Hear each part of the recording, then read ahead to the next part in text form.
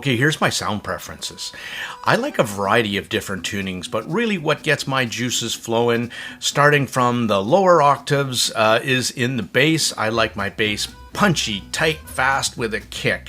I like a little bit of energy down there, maybe a little bit of warmth, but not too much getting into bass bleeding. It's got to have enough weight to make male vocals, make piano, cello, percussions, have the right tonality. When it comes to my mids, I do like my mids and mid clarity, but I don't like too forward a mid, so that's the upper mids I'm talking about. So keep the pinna gain down a little bit and not make it too forward a presentation. And when it comes to the highs, I do like my sparkly highs. At my age, I'm probably losing a little bit of the high frequencies. But not too much where it's sibilant and in your face. So that's what I like.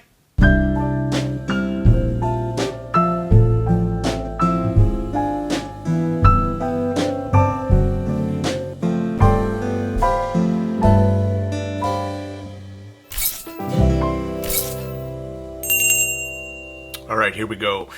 Today's video is on the new Juzear Harrier.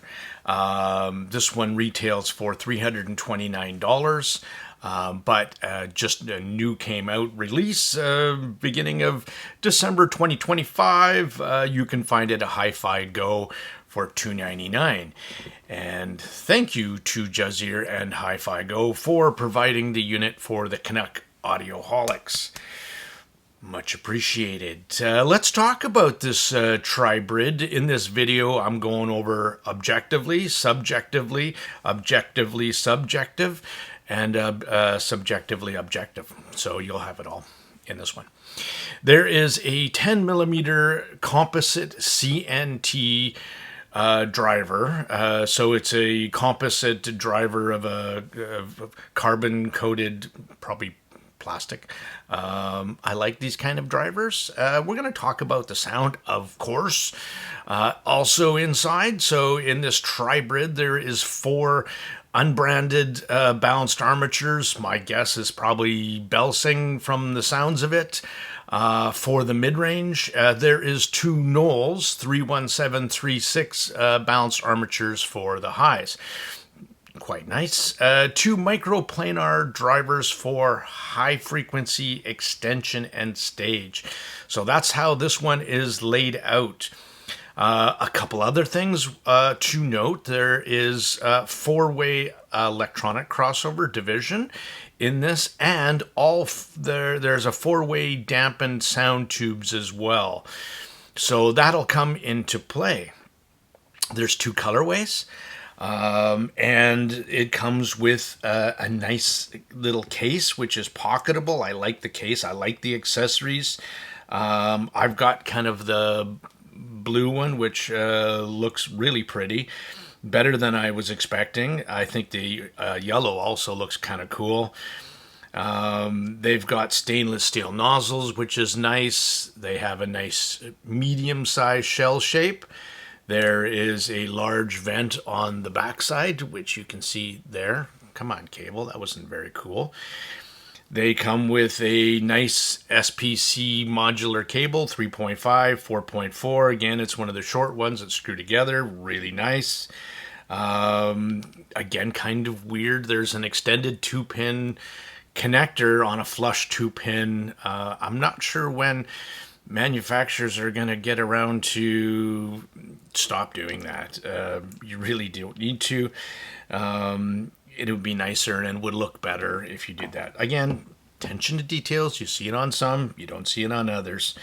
Now, let's, in this review too, I'm also going to throw it up against a couple other IEMs.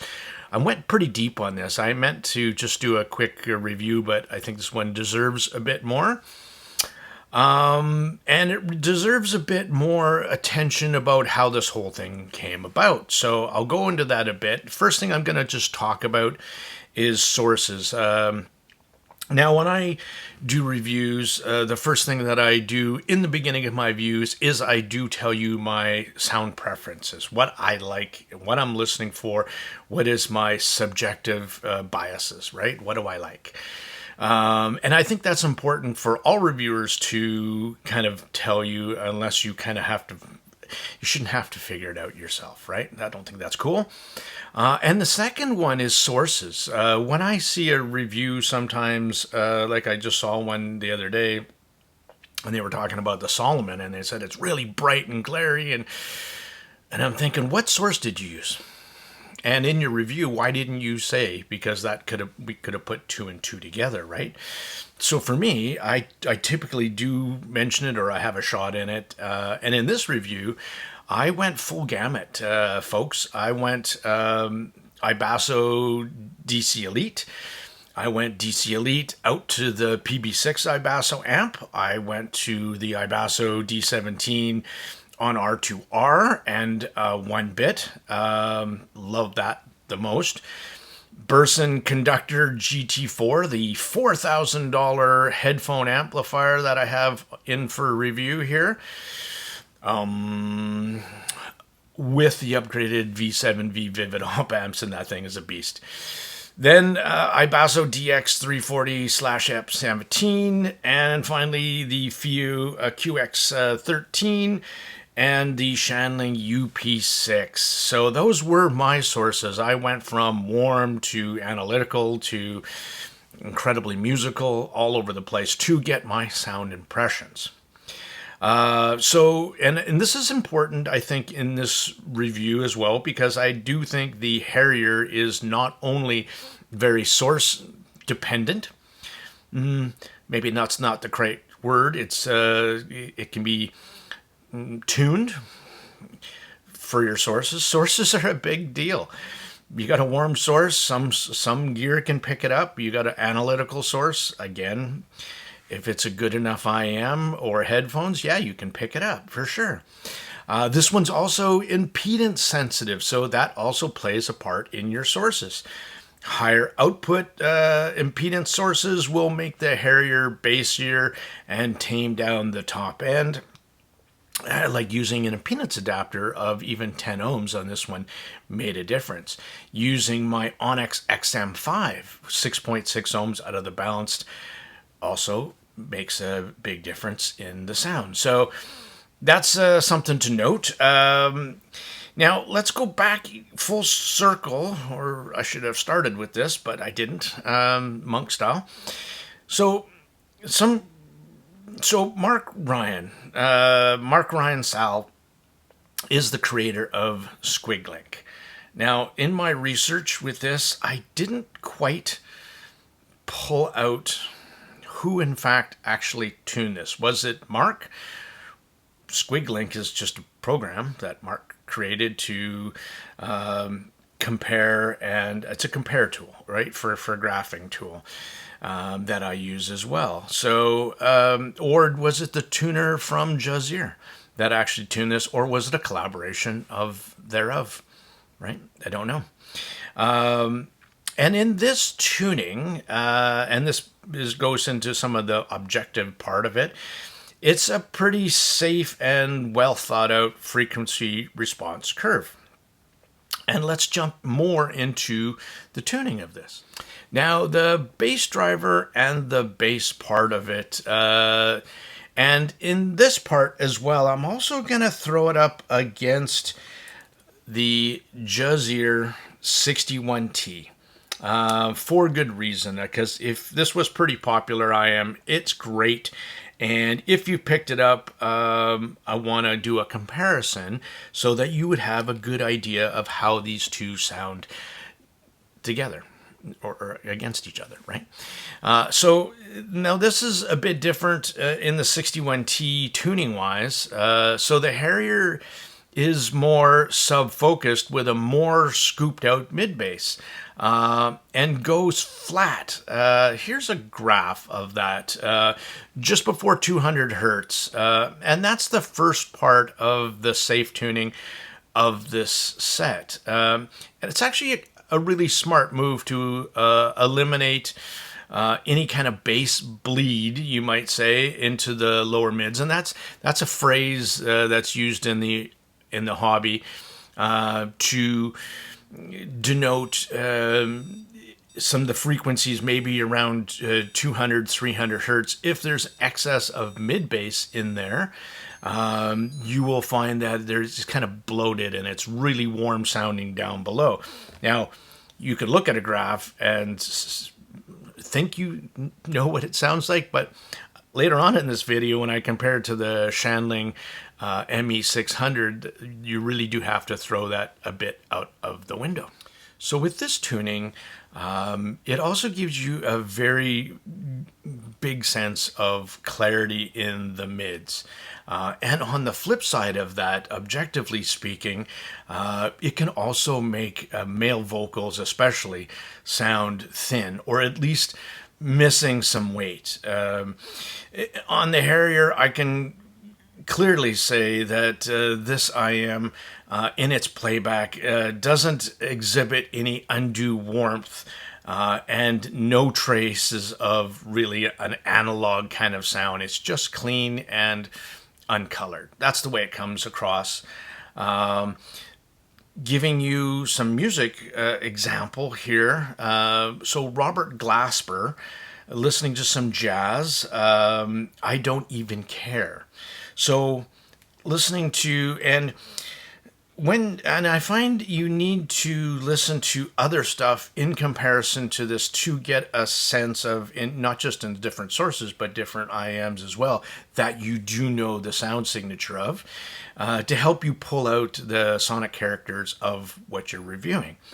So in this track, the 61T and the Harrier here in difference, you can hear the clear difference in the warmth down below, the sound-wise, where the Harrier sounds more sterile and less colored one. So, and then you can pick that up. On this track, vocals at the beginning especially doesn't sound natural and do sound thin, as does the piano, and the drums and percussion are also, when you flip over to the 61T, are now more filled out. They have better texture to the notes.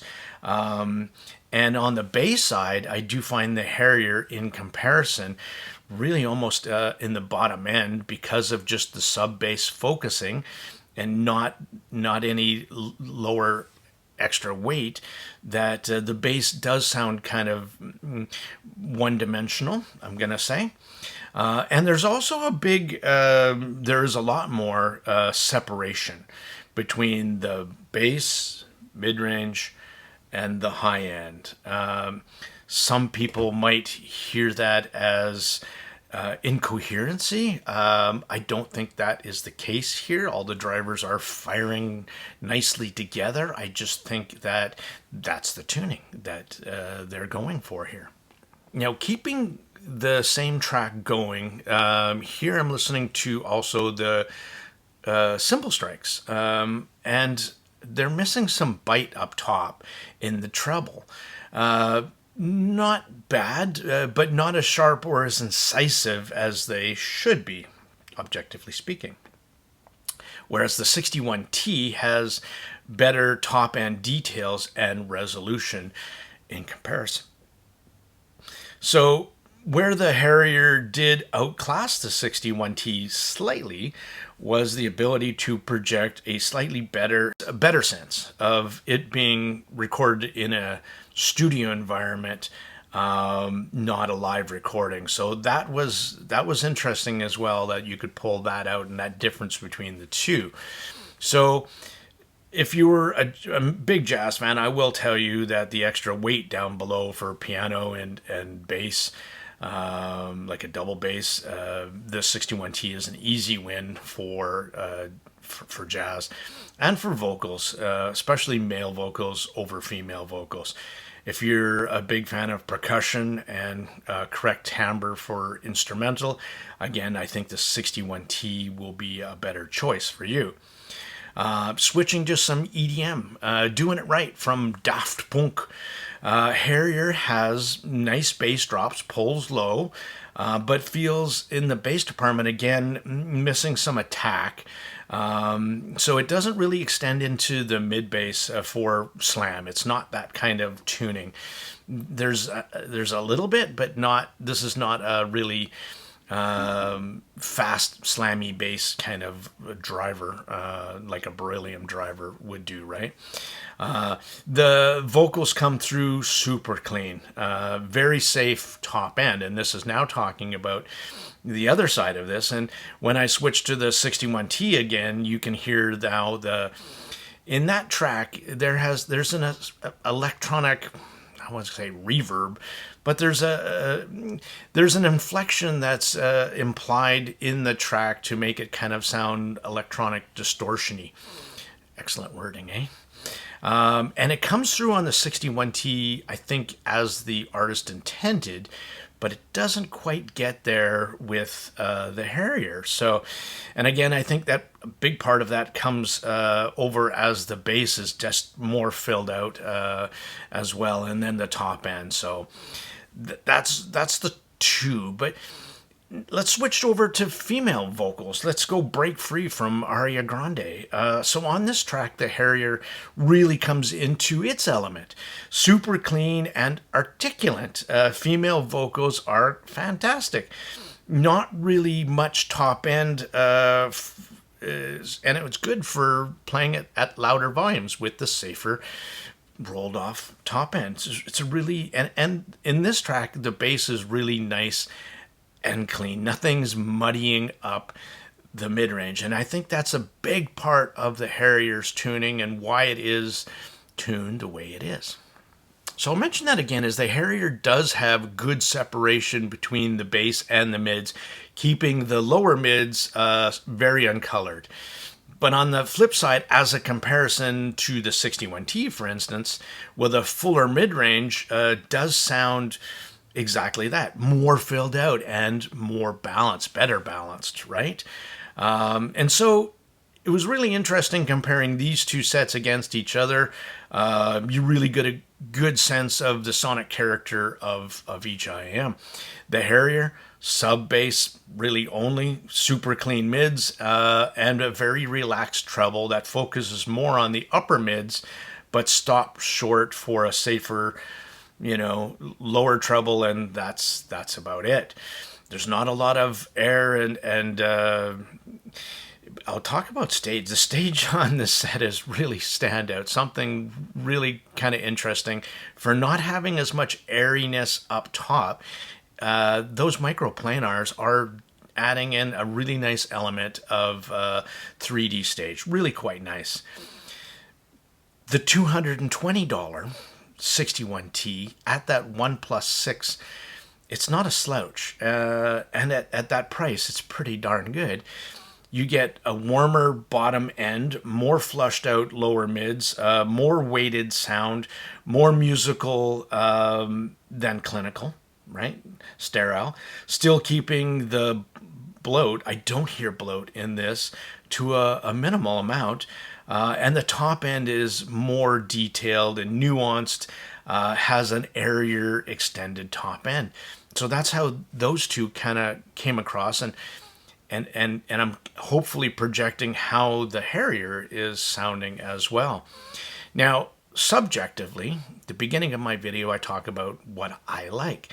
Now, I like fast, slammy mid bass. I don't like too much upper mids.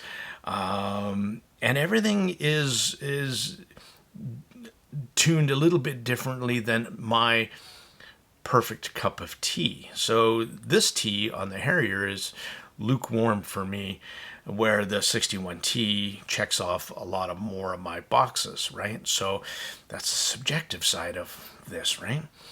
And you really do have to separate out what your preferences are, your biases, what you like from when you're listening to and reviewing and trying to share your opinions with this. So my preferences definitely lean towards the 61T.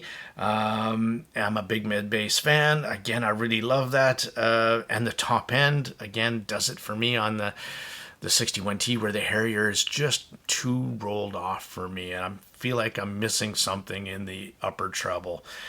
And remember, I'm 55, so I probably need a bit more top end as well. So something to keep in mind there as well, right? And the sources that I'm using are also very high end and very. They can bring out, I mean, especially that Burson, can bring out every nuance that you can possibly imagine in the music. So I use some good sources to get to my opinions here.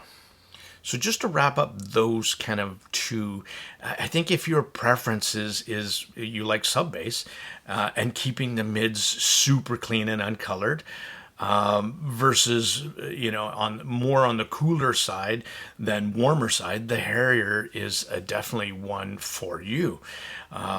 If you want musical, if you want technical, more balanced, and are okay with trading some colorization and some slight warmth and more balance, then the 61T go all in for you, right? So I do think the Harrier is too dampened. I think that's one of the, again, this is how the tuning is done, and it's played out this way and tuned this way, where the top end is not just using a crossover, but it's also using dampening filters as well on the top end, and it's quite relaxed. And again, that's a very safe way of doing a tuning. And I think it would appeal to a lot of Western ears, a lot, right? I mean, that's, without having too much, as in the chi-fi is too much upper mids and stuff is female poison. So I think the Harrier's tuned safer that way, and it might be tuned too safe. So again, if you love that kind of tuning, if that's what you gravitate towards, or you're not sure, you could pick up this set and then you'll know for sure what your preferences are, right? I mean, at the $300, it's not multi-kilobucks, so it's not too bad. So that being said, I do find the Harrier very enjoyable to listen to, especially on a warmer source. And you throw some tubes into the mix and you could really chill out and get lost into the music. Those super clean mid-range is kind of addictive. It really is. So it's a very engaging set to listen to for a long time. Now, I'm going to throw in another one here that I just did recently, the DUNU 142. I really like this set quite a lot. Here, I'm using narrow bore tips. On the Harrier, I needed as much high end as I can, so I used wide bore tips. So on the DUNU, I wanted to use a narrow bore tips to bring up some of that mid bass. So here I'm using the DUNU candy tips that came with it. Are quite good. The ones in the packaging, again, they give you, actually in the Harrier, give you tons of tips. The blue kind of ones here, actually quite nice. They were good sounding on the Harrier. I'm using some Pen-On liquor tips as well. Both sound equally as good. Now, doing the comparison now to a $249 DUNU 142, so again, $50 or even more, less expensive. In comparison, the Harrier sounds more ethereal, right? And again, that's probably those microplaners in the tuning doing something a little bit differently than the DUNU.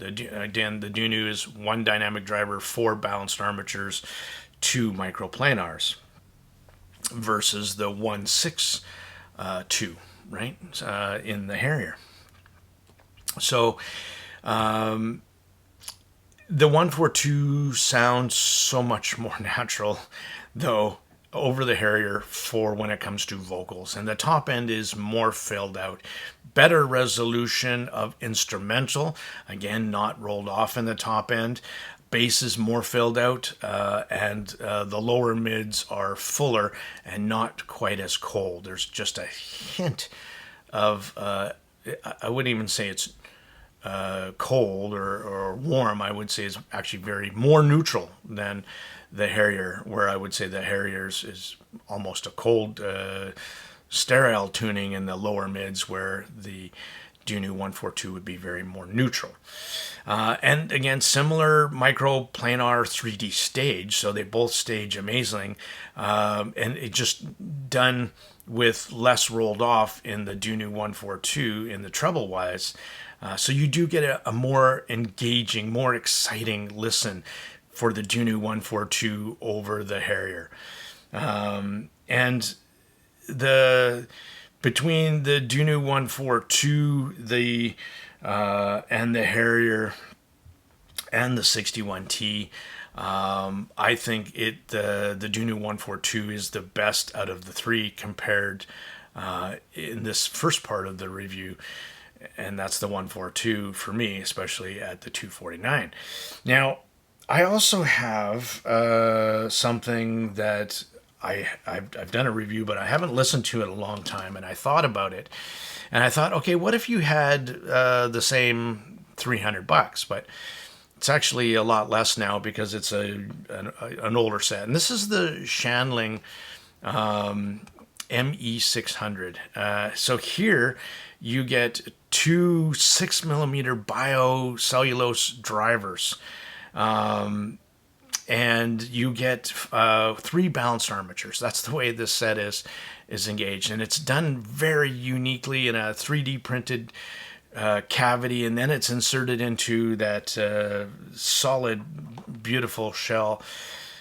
And it has a weird shaped shell, but man, oh man, is this thing comfortable. Really comfortable.